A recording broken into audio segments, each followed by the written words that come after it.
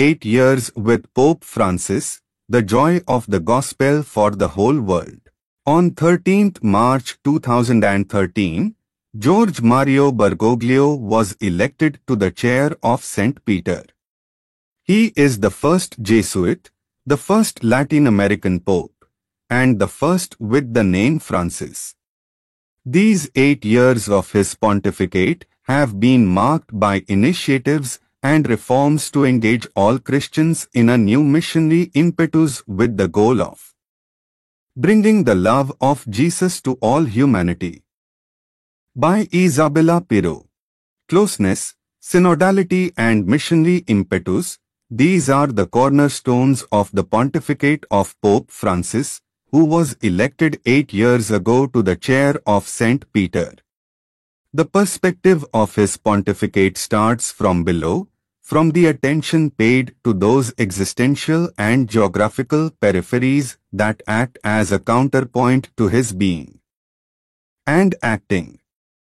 Inviting all to recover the original freshness of the gospel, he urges the faithful to take up a new fervor and dynamism so that the love of Jesus can truly reach everyone. The church desired by Pope Francis is an outgoing church, with open doors, a field hospital that is not afraid of the revolution of tenderness or the miracle of kindness. Newness and Evangelii Gaudium, guiding text of the pontificate.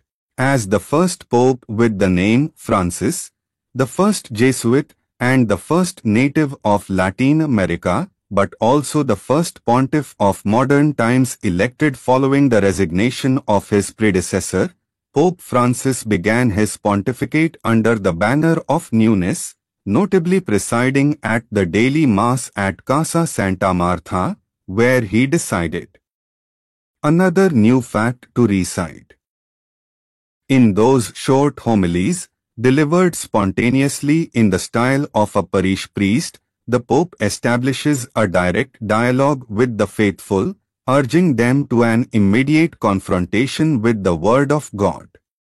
The year 2013 was also marked by the publication of the apostolic exhortation Evangelii Gaudium, a true guiding manifesto of the new pontificate, in which Pope calls for a new evangelization characterized by joy, as well as the reform of ecclesial structures and the conversion of the papacy, so that they may be more missionary and closer to the purpose intended by Jesus.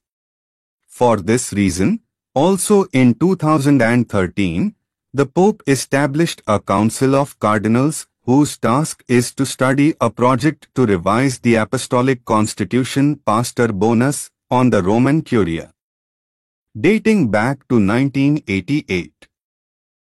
The family. The family was the 2014 pastoral focus of Pope Francis, who dedicated an extraordinary synod to it. For the pontiff, contemporary individualistic society severely attacks the family, putting at risk the rights of children and parents, particularly in the area of moral and religious education.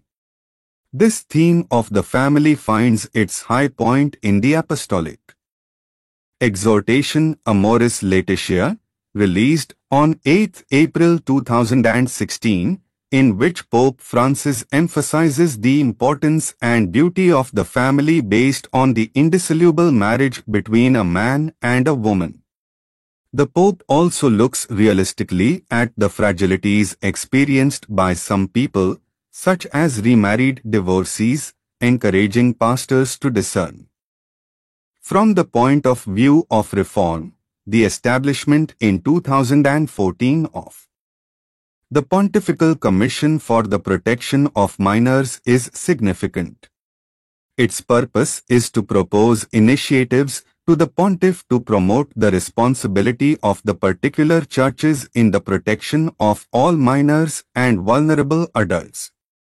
On the diplomatic front, Pope Francis 2014 was marked by two major initiatives. The first is the Invocation for Peace in the Holy Land, held 8th June in the Vatican Gardens together with the President of Israel, Shimon Peres, and the President of Palestine, Mahmoud Abbas.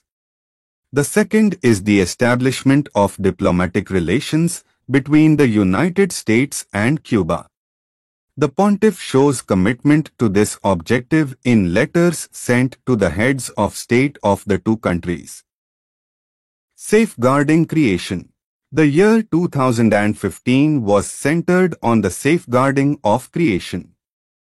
On May 24, Pope Francis signed the encyclical Laudato Si on care of our common home, whose central point is integral ecology, in which concern for nature, fair treatment of the poor and commitment to society are inseparable.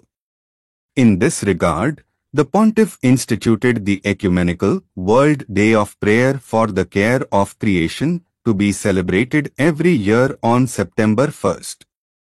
On the reform front.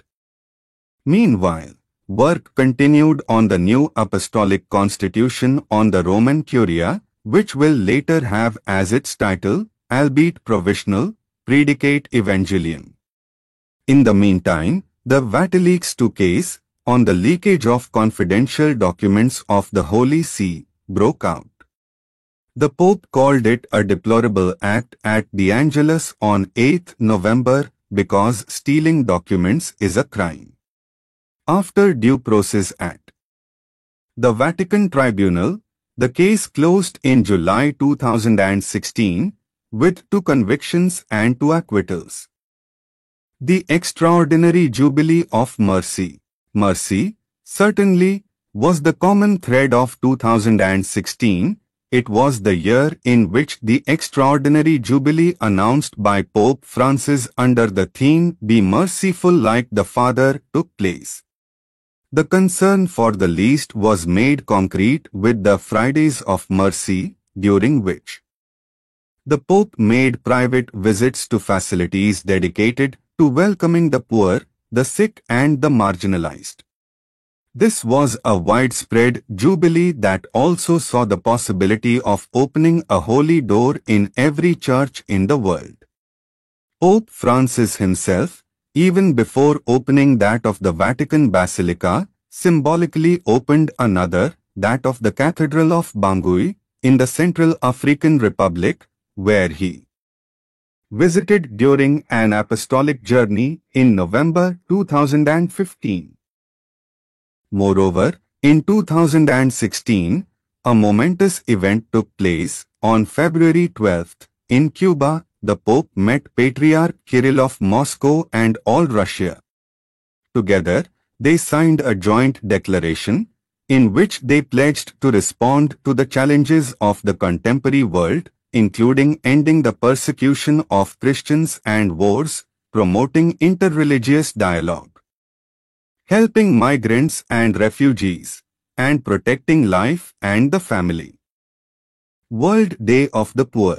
The year 2017 was marked by a remarkable act as well, which is part of that diplomacy of peace promoted by Pope Francis. On 20th September 2017, at the United Nations headquarters in New York, the Holy See was among the first countries to sign and ratify the Treaty on the Prohibition of Nuclear Weapons. On the pastoral front, however, the year was marked by the celebration of the first World Day of the Poor, an occasion that aims to be, the Pope emphasizes, a reminder that it is precisely in the indigent that the presence of Jesus is manifested. Therefore, they open the way to heaven and are our passport to paradise. Agreement with China. There are 2, however, highlights of Pope Francis. 2018, on a pastoral level, the Synod on Youth represented a moment of ecclesial reflection. The Pope asked young people to listen, make themselves close, bear witness, because faith is a matter of encounter, not theory. This is an appeal that will become even stronger in the post-synodal apostolic exhortation, Christus Vivit, signed in 2019. "You are gods now," Francis writes in the document, asking young people not to back down in the face of the challenges of the contemporary world and to devote attention to the least. On the diplomatic front, however, the provisional agreement between the Holy See and the People's Republic of China, signed in Beijing on 22 September concerning the appointment of bishops, stands out in 2018. Then, in 2020, this agreement would be renewed for 2 years. The fight against abuse. 2018 saw the opening of a very bitter page for the Catholic Church, namely that of the abuse committed by some members of the clergy, the cases relating to Cardinal George Pell, who was tried in Australia and then acquitted after 13 months spent unjustly in prison, and the former Chilean priest Ferdinand Karadima, later removed from the clerical state by Pope Francis, as well as the publication of the Pennsylvania Report in the United States, highlighting the importance of the fight against this crime carried out with determination by the Pope. In August, at the end of his apostolic journey to Ireland, Pope Francis made a touching penitential act to ask for forgiveness on behalf of the Church. In the same period, the McCarrick case related to the former cardinal responsible for sexual abuse of minors, who was later dismissed from the clerical state in 2019, came into the media limelight. It was an issue to which the Holy See would later respond with a special report prepared by the Secretary of State under mandate from the Pope and released on 10 November 2020. The fight against abuse continued during 2019 with the Vatican Summit on the protection of minors. From that meeting came the motu proprio, Vos Estis Lux Mundi, which introduces an obligation for clerics and religious to report abuse, while each diocese is to have a system easily accessible to the public to receive reports. In December, the Pope also abolished pontifical secrecy in cases of sexual abuse through a rescript. Fraternity, peace and Christian unity. The year 2019 provided the backdrop for 3 major gestures. The first is the signing of the document on human fraternity for world peace and living together, signed by the Pope and the Grand Imam of Al-Azhar Ahmad Al-Tayyib in Abu Dhabi on February 4. It was a milestone in relations between Christianity and Islam, and the document encourages the strengthening of interreligious dialogue and promotes mutual respect, condemning terrorism and violence. The second gesture was the organization of a spiritual retreat at the Vatican for civil and ecclesiastical leaders of South Sudan. The meeting took place in April and ended with a shocking act. Pope Francis knelt down and kissed the feet of the President of the Republic of South Sudan, Salva Kiir Mayardit, and the designated Vice President. In attendance, he did so to implore that the fire of war be extinguished once and for all in the young African country. The third gesture, finally, was aimed towards Christian unity. On June 29, Pope Francis gave a delegation from the Ecumenical Patriarchate of Constantinople some fragments of St. Peter's relics. As the Pontiff himself writes in a letter to Patriarch Bartholomew I, this gift is meant to be a confirmation of the journey that our churches have made in order to draw closer together. Economic and financial reforms. As part of the reforms, in August 2019, the Pope renewed the statute of the IOR, Institute of Works for Religion, with a chirograph, introducing the position of external auditor to audit the accounts. This decision was followed, at the end of 2020, by the new Statute of the Financial Information Authority, which would henceforth be called the Supervisory and Financial Information Authority, ASIF, and by the motu proprio regarding certain competencies in economic and financial matters, by which the management of funds and properties of the Secretariat of State, including Peter Spence, is transferred to the administration of the patrimony of the Apostolic See, APSA, while the supervisory role of the Secretariat for the Economy is strengthened. Prayers during the pandemic. In 2020, the year of the COVID-19 pandemic, Pope Francis remained close to the faithful with the constant force of prayer. The whole world remembers the Statio Orbis, presided over on March 27 by the Pope, alone, in front of a deserted and rain-soaked St. Peter's Square. Distance necessary to contain the spread of the virus was shortened by technology. For some time, the general audiences and the recitation of the Angelus were broadcast live on audio-video, as were the morning masses at Casa Santa Marta. In February, his fifth apostolic exhortation, Querida Amazonia, was published. It gathers together the fruits of the special synod for the Pan-American region held in the Vatican in 2019.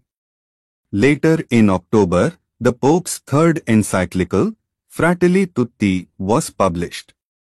This encyclical, further clarifying the salient features of this pontificate, calls for fraternity and social friendship and reiterates the rejection of war to build a better world, with the commitment of all apostolic journeys with an eye towards the peripheries. The year 2020 closed with the announcement of the historic apostolic journey to Iraq, which ended in recent days. It was the first time of a successor of Peter visited the country. After a 15-month hiatus due to the pandemic, Pope Francis continues to bring the light and beauty of the gospel to the world, turning his gaze, once again, to the peripheries, where fraternity and hope are urgently needed. However, his first trip as pontiff, on 8 July 2013, had Lampedusa as its destination. From that island, a place of desperate disembarking, the Pope put the global spotlight on the drama of migration, a major theme of his pontificate.